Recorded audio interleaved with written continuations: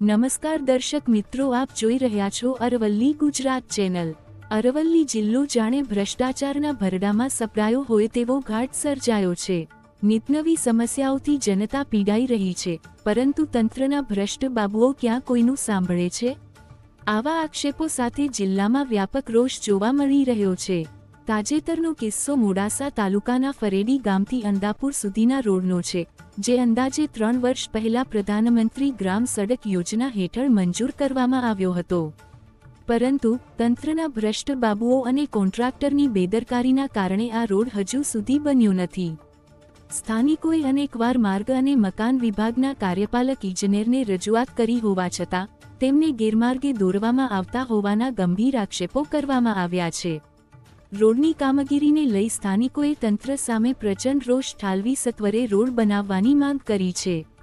સ્થાનિકોના જણાવ્યા અનુસાર આ રોડની મંજૂરી મળ્યાને 3 વર્ષ જેટલો સમય વીતી ગયો છે, તેમ છતાં કામગીરીમાં કોઈ પ્રગતિ જોવા મળી નથી। ચોમાસા દરમિયાન આ માર્ગ પરથી પસાર થવું મુશ્કેલ બની જાય છે અને ગ્રામજનોને પારાવાર મુશ્કેલીઓનો સામનો કરવો પડે છે। વારંવાર રજૂઆતો કરવા છતાં તંત્ર દ્વારા કોઈ સંતોષકારક જવાબ કે કાર્યવાહી કરવામાં ન આવતા સ્થાનિકોમાં ભ્રષ્ટાચાર સામે ઉગ્ર આક્રોશ વ્યાપ્યો છે।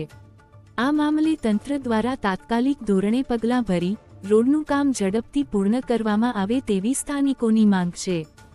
જો આમ નહીં થાય તો ભવિષ્યમાં ઉગ્ર આંદોલનની ચીમકી પણ ઉચ્ચારવામાં આવી છે। આ ઘટના અરવલ્લી જિલ્લામાં વ્યાપેલા ભ્રષ્ટાચાર અને તંત્રની નિષ્ક્રિયતાનો વધુ એક દાખલો પૂરો પાડે છે। ફરેડીમાંથી સરપંચ વણકરના સવેડા આવી। હવે અમારી એવી રજૂઆત હતી કે ભાઈ ફરેડીથી અણદાપુર રોડનો રસ્તો પ્રધાનમંત્રી સડક મંજૂર છે, લગભગ આખરી 2 થી 3 વર્ષ થઈ ગયો અને 2 વર્ષ પહેલાંથી ડામર રોડ બનાવેલો છે, રોડ બનાવેલો છે, ખાલી મેટલ એકલી પાથરેલી છે અને વારંવાર રજૂઆત કાર્યપાલક ઇજનેરને કરવા જઈએ છે તો એ કોન્ટ્રાક્ટરનું નામ આવે, કોન્ટ્રાક્ટરનો નંબર આવે તો કોન્ટ્રાક્ટર કોઈ ફોન ઉપાડતા નથી અને સાહેબે અજુકતો જવાબ આવે કે 15 માર્ચે પૂરો થઈ જાય, 15 જાન્યુઆરીએ પૂરો થઈ જાય। આ અઠવાડિયામાં મેં કોન્ટ્રાક્ટરને બોલાવી દઈએ તો અત્યારે ચોમાસું આવવાની તૈયારી છે, તો પબ્લિકને અવર જવર કરવા માટે ફરેડીથી અંદાપુર સુધી જવું તો ત્યાં ખેડૂત ફરેડીની જમીન આવેલી છે, તો લોકો કેવી રીતે અવર જવર કરી શકે, કોઈ સાધન જઈ શકતો નથી।